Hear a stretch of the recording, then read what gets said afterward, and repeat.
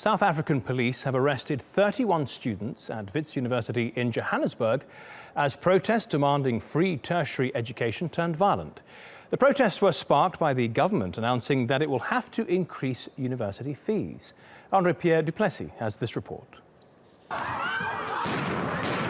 South Africa's government has given universities the go-ahead to raise next year's tuition fees, and it's led to protests across the country's campuses. Last year, President Jacob Zuma ruled out raising fees for 2016 after weeks of demonstrations. But a year on, the Department of Higher Education says there's no money available this time around to cover the shortfall of keeping fees as they are. As to where and how the money will come from, unfortunately, I'm not the Minister of Finance. I cannot be able to address that. Over the last decade, South African universities have nearly doubled the amount of money they raise independently or from private individuals and organizations. But government subsidies have dropped by 9%, and with costs and inflation also rising, student fees have now been increased by more than double what it was to compensate for the shortfall. Compared to its African and international counterparts, South Africa is spending a small amount on its universities. Only 0.75% of the country's GDP goes towards tertiary education, and the government has sent the problem of fee increases back to the universities, leaving chancellors to face their students. And those students are divided on the way forward. It is necessary for them to have the increase because of the income that they are losing out on over these years. And I'm not sure if the government can afford at this point in time. So it clearly shows that there might be change in the long run, because the fee increment is a serious issue to other South African students from disadvantaged backgrounds who are here to grind, who are here to make a better future for ourselves and our families.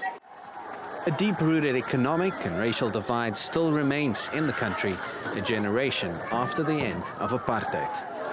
And against this background, these protests have become a way for this generation to voice their frustration with what they say is an unfair and discriminatory system. André-Pierre du Plessis, TRT World.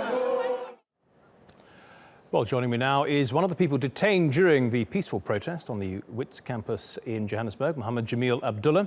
He's a journalist for the website Daily Vox. Mohammed, just tell us briefly what happened to you and the students today.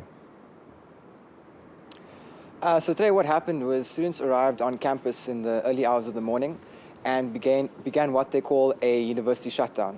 Now, the university shutdown is something that takes place during Fees Must Fall in an attempt to get the university to stop all academic activities as a means of disrupting the normal processes of the university so that things may focus on the issues of fees and bring attention towards it. It brings in media and so forth. So what happened today was that shutdown commenced, and I arrived on campus to record it as a journalist, and I witnessed the presence of 50 or so armored police officers in their body gear coming onto campus, and I began recording them. This angered them a bit because they thought I might have been a student, and as we proceeded on into the campus, I witnessed them approaching a group of protesters who were kneeling on the ground singing a song called Tina Sizwe, which is basically translates to "What have I done?" And then the police officers began to... Yes, I just wanted to ask you about the fees. From that report, we found out that South Africa doesn't really give very much of its GDP, of its economy, to tertiary education. Why do you think that is? Why it might be... see, the thing is, the South African economy has been slowly decreasing or hasn't been growing at much of a rate over the last couple of years, but also at the same time we've been witnessing a move towards the privatization of these higher education institutions. So we're seeing less subsidization from government and more focus on individual fees, maybe moving towards a more American, well, American system would be the extreme of it, but more of American style version of higher education where it's more seen as more of a privilege as opposed to a right. But the problem is, of course, you know, South Africa is a relatively poor country, and you've written about this, you've written about your suggestions. What do you think the government and universities should do?